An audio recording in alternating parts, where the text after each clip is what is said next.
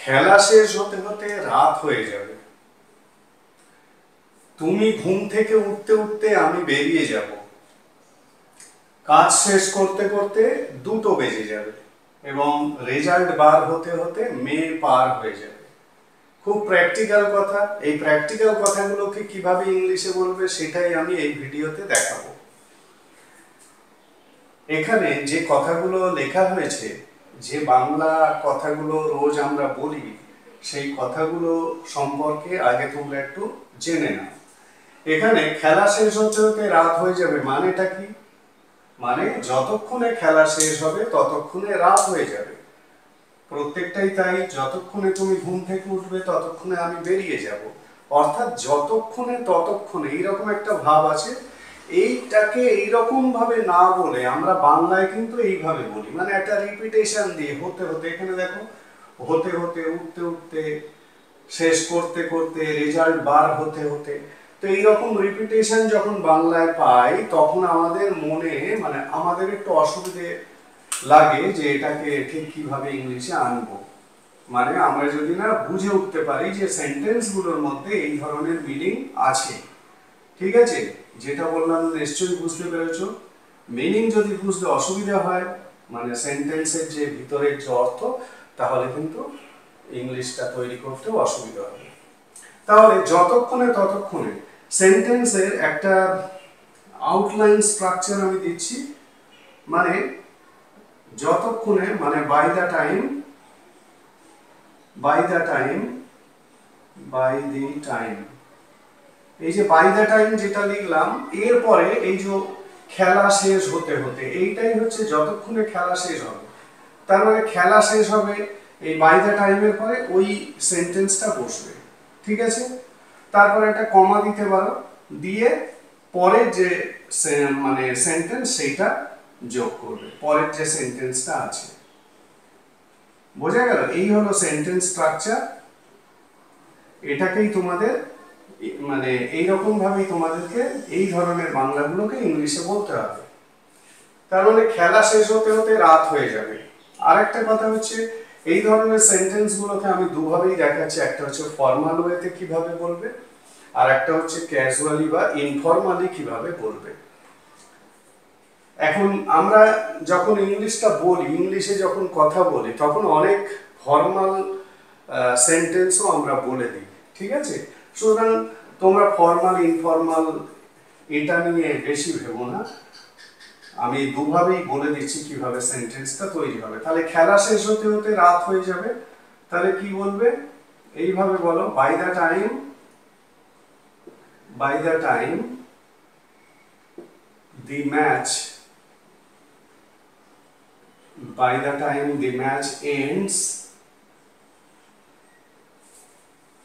রাত হয়ে যাবে, মানে it will be dark।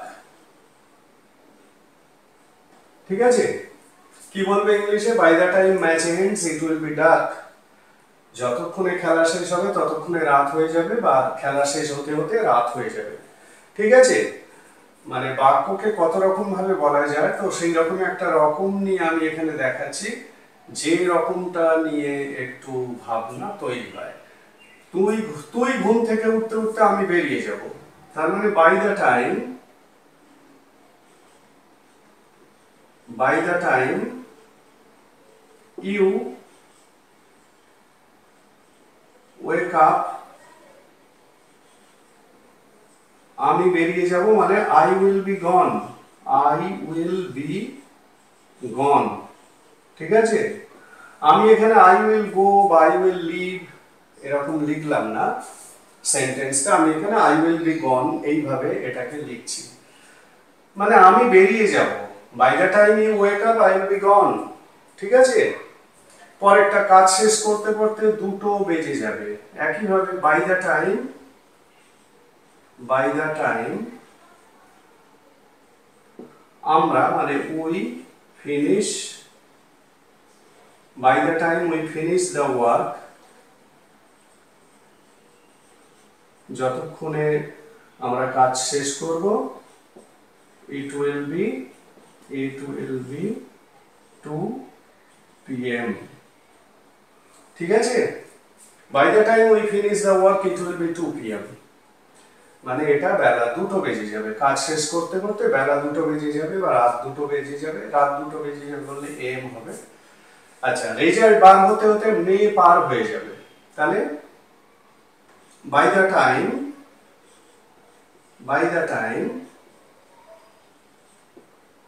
the result comes out, বার হবে, by the time the result comes out it will be, না মে পার হয়ে যাবে, তার মানে মে will be over, may will be over। ঠিক আছে, তাহলে প্রতিদিনের কথায় ব্যবহার হওয়া খুবই পরিচিত এই ধরনের বাক্যগুলোকে এইভাবে বলতে হয়। এটা ফর্মালি আমি বললাম, তোমরা যদি ইনফর্মালি বলো, ক্যাজুয়ালি বলো, তাহলে কিছুই করতে হবে না, সেন্টেন্সটাকে এইভাবে রেখে বলতে পারো বা সেন্টেন্সটাকে একটু ঘুরিয়ে দাও। ঘুরিয়ে মানে এখানে দেখো শেষের অংশগুলো লিখেছি কি, ইট will be dark, I will be gone, it will B 2 p.m, May will be over, এগুলো হলো শেষের অংশ। আমি এখানে বলছি এই শেষের অংশটাকে নেগেটিভ করে দেবে, ঠিক আছে, এবং নেগেটিভ করে এটাকে আগে আনো, তার মানে ইট ওন্ট বি ডার্ক, আর বাই দ্য টাইমের জায়গায় আনটিল বসাও, তার মানে it won't be dark until the match ends. বোঝা গেল কিভাবে বলছো? যদি ক্যাজুয়ালি বা ইনফর্মালি বলো তাহলে সেন্টেন্সটাকে কিভাবে বলবে, এরকম ভাবে বলছো, এখানে লিখে দিচ্ছি, ইট won't be dark, it won't be dark until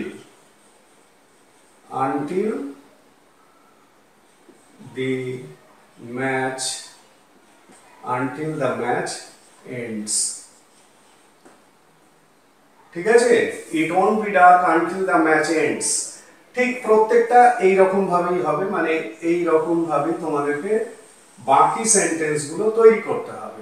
এটাকে আমরা কি বলছি, ইনফর্মালি বা ক্যাজুয়ালি স্পিকিং করলে এইভাবে বলতে পারো। বোঝা গেল? তাহলে এই ধরনের অতি পরিচিত বাংলা বাক্যগুলোকে তোমাদেরকে এই রকম ভাবে ইংলিশে বলতে হবে।